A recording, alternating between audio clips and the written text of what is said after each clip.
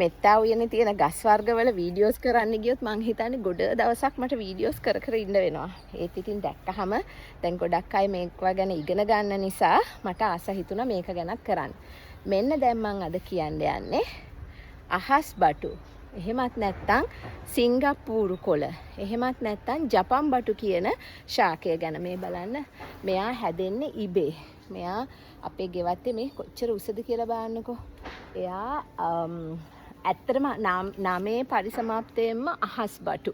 මේ අහසේ තමයි තියෙන්නේ. ඉතින් අපි මෙහෙම උඩින් බලනකොට අපිට අහසේ බටු තමයි පේන්නේ. ඒක වගේම මම මේ දැන් දැක්ක ඉබේ හැදෙන විදිහ තමයි මේ ඇට අර කළු පාට ඇට තියෙන්නේ. මේක පැලිලා වැටුනහම වැස්සත් එක්ක අන්න පුංචි ඩැම්සල් ෆ්ලයි කෙනෙක් ආවා. ඒ කියන්නේ ඉරටු කූරා කියන එක න පේනවා නේද ඔයගොල්ලන්ට?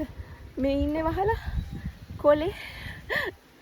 එහෙම අයත් එන්නවා අපේ ගෙවත්තේ මේ මෙත්තා උයනේ. ඉතින් මේ ඒ අටවලින් තමයි අලුත් පැල හැදෙන්නේ. මේගොල්ලන් මෙතන හොගාලා ඉන්නවා. ඉරටු මැස්සෝ මේ ඉරටු කූරෝ. එයාට කියන්නේ ඩැම්සල් ෆ්ලයි. හරිම හොඳයි. ගෙවත්තට ඉන්න ඕනි කෙනෙක් වසවිස නැති ගෙවත්තක් අඳුරගන්නේ මේ අයගෙන් තමයි. ඉතින් මට ඒක අහම්බෙන් මං අහස් බටු කතා කරන්න ගිහිල්ලා කතා කරපු එක එක්කෙනා ගැන තමයි මේ ඉන්නේ එයා. ඉරටු කූරා. ඉරටු මැස්සා. එහෙමත් නැත්නම් ඩැම්සල් ෆ්ලයි කියන එක්කෙනා. අපි ඒගොල්ලන්ට කියනවා බයෝ ඉන්ඩිකේටර්ස් කියලා. වසවිස ගහන ගෙවතු වල මෙයාලා ඉන්න හරි අමාරුයි. යාලට ජීවත් වෙන්න බෑ. ඒක නිසා අපි ඕගැනික් සර්ටිෆිකේෂන් වලට එහෙම යනකොට අපි බලන්නේ ඩැම්සල් ෆ්ලයිස්ලා එහෙමත් නැත්නම් ඩ්‍රැගන් ෆ්ලයිස්ලා මීමැස්සෝ මේ සමනල්ලු එහෙම ඉන්නවද කියලා. එයාලා ඉන්නවා නම් ගෙවත්ත වසවිස නෑ කියලා අපිට කියන්න පුළුවන්. හරි. කොහොම නමුත් ආපහු අහස් බටු.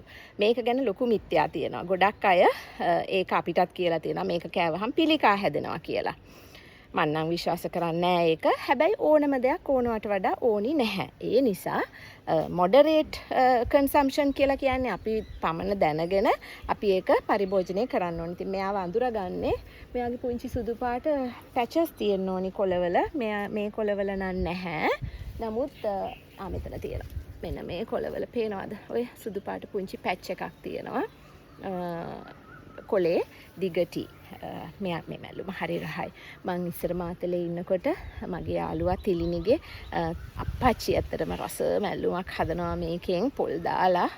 ඒකත් එක්කම බත් කන්න පුළුවන්. ඉතින් මට ඒකත් මතක් වෙනවා දැන් මේ ගහත් දකින්නකොට. ඕගොල්ලොමුත් ගෙවත්තේ වවා ගන්න මිත්‍යා මත වලට බය වෙන්න එපා. වැඩි කන්න එපා. සතියකට සැරයක් කලවම් පලාවකට දාන්න පුළුවන්. නැත්නම් ඒක විතරක් කන්න පුළුවන්. සතියකට සැරයක් හරි දෙකක්. කොහොමදත් තියෙන මැල්ලුම් ටික වවා ගත්තාම සතියකට එක සැරයක්වත් කන්න බැරි තරමට මැල්ලුම් තියෙනවා සාමාන්‍ය ගෙවත්තක.